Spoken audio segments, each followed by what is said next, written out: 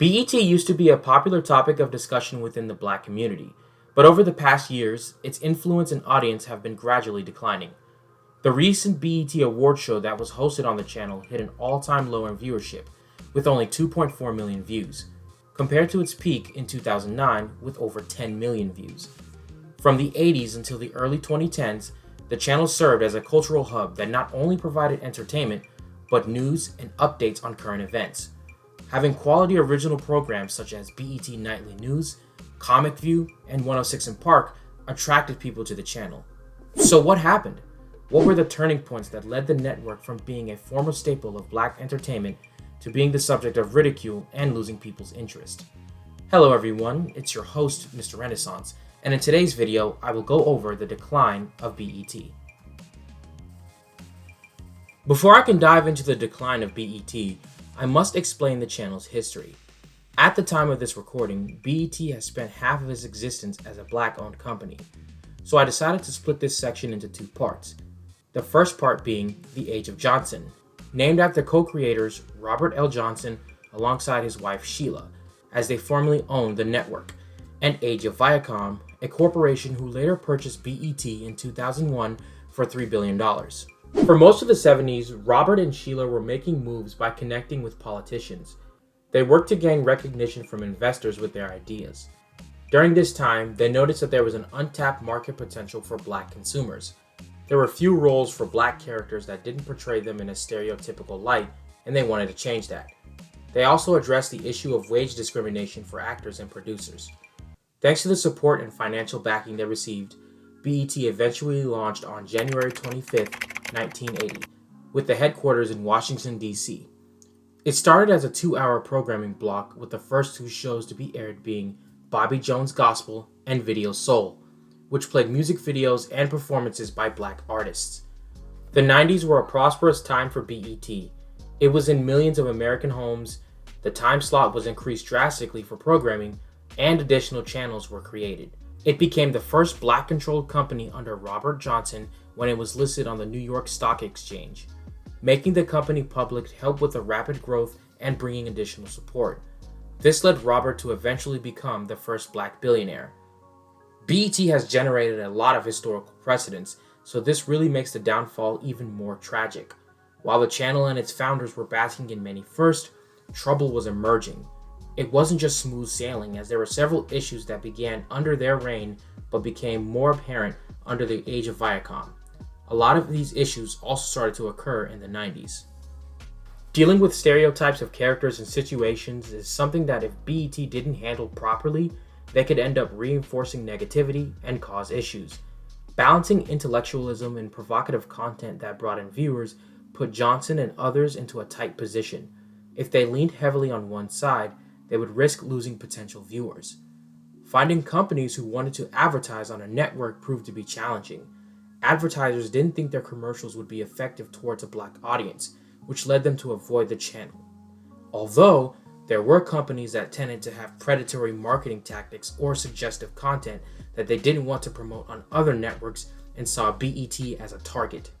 Competition with other network shows over Black programs and viewers that could draw people away was another issue. And lastly, feuds with other Black creators including Aaron McGruder, also known as the creator of the Boondocks, were sprawling. Just because BET was a Black channel, it doesn't mean that everyone felt represented by it or approved the messages. Overall, the Age of Johnson was successful in bringing more recognition and work for Black creators. Unfortunately, Robert didn't want to handle the pressure of maintaining the network for too long as issues began piling up. He also didn't see the need to keep the company as a new billionaire who wanted to venture on other projects. Alongside other executives, they ended up making the company private again. Soon after, they sold their shares, which were bought by Viacom. In 2019, the company merged with CBS and became Viacom CBS. However, in 2022, they decided to rename. Paramount Global was chosen to be in line with their new streaming service, but for the sake of this video, I'm just going to refer to them as Viacom. Under this new management is where BET achieved some of its worst feats in the network's history. Many people rag on Disney for collecting brands like Infinity Stones, but corporations have been doing this for decades, and this one was no different. I'll give you all a basic rundown of popular companies under Viacom's control. They own MTV, VH1, Nickelodeon, anything Paramount related, and Comedy Central, among other things. All of these are not doing as well compared to channels and services under Disney or Warner Brothers. Viacom has a history of making policy changes that doesn't just affect one of their properties. This is why a lot of these channels started to change around the same time, for better, or in this case, for worse.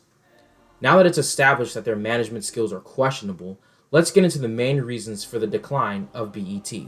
Number 1. The lack of original content. BET used to have a greater variety of shows. Originals were their lifeline, so they had to put in serious time and effort in producing quality works. They used to have a nightly news channel that ran for 5 years in 2000. They would give updates on celebrities, sports, and other political events. The channel used to have a more musical focus as well, with some of their longest running series being Bobby Jones Gospel, Video Soul, Access Granted, and 106 in Park. In the 90s and mid-2000s, BET was arguably at its peak in terms of content variety. They still have originals coming out, such as 2018's The Family Business, just not as frequently. Many shows post-2014 can barely make it past a single season. Throughout the years, originals have been getting phased out, but for what? What were the executives focusing on that led to these decisions? This leads us into reason number 2. Number 2, syndicated programming. This is basically leasing already established TV shows and film rights so it can be viewed on your network or service. There isn't anything wrong with porting things over.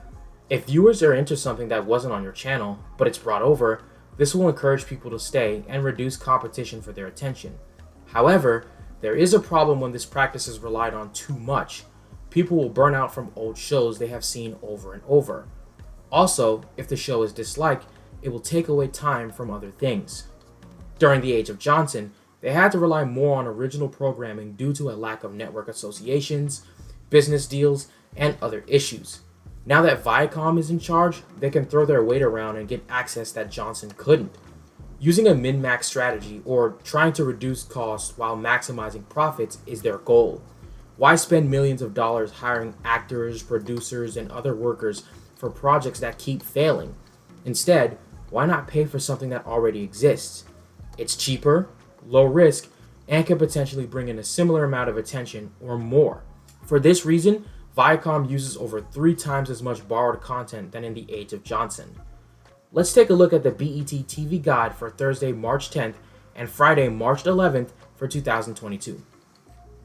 For Thursday, March 10th, we start at 12 a.m. Here we have a 1-hour block of shows produced under BET or Viacom. From 1 a.m. to 8 a.m., we have shows that are not owned or produced by BET. That's Martin, Fresh Prince, Meet the Browns, and House of Pain. That's a 7-hour block of non-BET content. Now, some people may say, well, it's early morning and that doesn't really matter because who's going to be up and watching this? That's a fair point until 8:44 a.m., where we're back at it again with licensed shows until 4 p.m. That's an additional 7 hours, followed by the last 8 hours being movies. A total of over 22 hours of syndicated programming. Friday, March 11th is identical. The main difference is that Friday had closer to 19 total hours of syndicated programming. It's an understatement to say they are using it as a crutch. People want fresh and nuanced content. BET needs to create more and borrow less. Tyler Perry kind of holds a monopoly on the channel. If the slots weren't filled by something else, then it was most likely taken by him. They need to rely on other creators as well. Number 3, reality TV and sitcom takeover. During the 2000s, the channel began straying away from its music background, and this is when Viacom's upper management started to change what they wanted to show. Not only BET would be affected, but other channels as well. Over time, they all became less focused on music, news, and relevant content in favor of reality TV, drama, and sitcoms.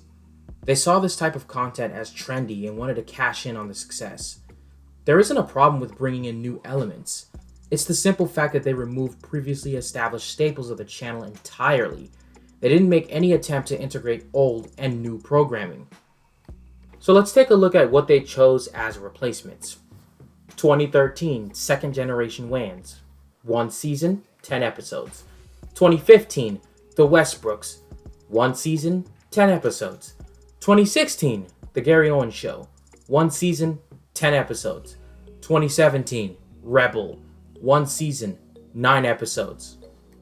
Now they had a few hits such as 2013's Being Mary Jane, but a couple of gems weren't enough.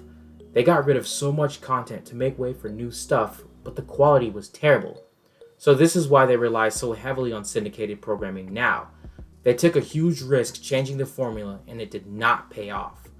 With intellectualism no longer at the forefront, people began denouncing BET for the content it now promotes. Number 4. Over-reliance on cable and terrible streaming services. One of the biggest issues with Viacom's management is their insistence upon using television. Cable viewership is consistently declining due to faster and more convenient options. Instead of trying to compete, they should embrace the changes the internet provides. If you want to watch BET content online, you have to go through additional third parties such as YouTube TV, DirecTV, or Fubo TV. An alternative is to purchase BET Plus, their paid streaming service, for roughly $10 a month. You can get superior services with more content for around or on the same price, so why settle? They need to remove the cable provider requirement that prevents people from viewing videos on certain apps and other services. If you have an overly complicated barrier to entry, people are just going to avoid your service entirely. I know advertising has always been a huge problem for the BET network, but social media cuts out the unnecessary middleman and allows for direct access to consumers. With posts, they can provide behind-the-scenes footage, interviews, and show us first-hand creators so they can build a better relationship with the audience. Regardless of how people feel about social media, what can't be denied is the improved accessibility allows for more frequent and personal interactions compared to television. I honestly think Viacom is holding back the BET network with all the intermingling with third parties and other business decisions. In my opinion, BET has been boring for a while, as none of its content interests me. I enjoy watching animation, reviews, listening to music, and playing video games. The network may have a black focus, but there's also a lack of content variety. BET isn't this chosen channel that gets to represent everyone's interest. A lot of the shows are repetitive, focus too much on reality TV and syndicated programming. I can easily find substitutes for entertainment on other platforms. People have been begging for content by black creators, and this network should be the perfect opportunity. I wish they would focus more on creating animated works or revive music-based shows. It's a shame to see something that was created with great intention turn into another corporate network that abandoned its original ideals. After Johnson sold it to Viacom, it was only a matter of time before corporate interference and mismanagement would lead to the eventual decline of BET. If you liked the video, be sure to like, comment, and subscribe. Check the description for links to my social media accounts, and I'll see you all next time. Peace.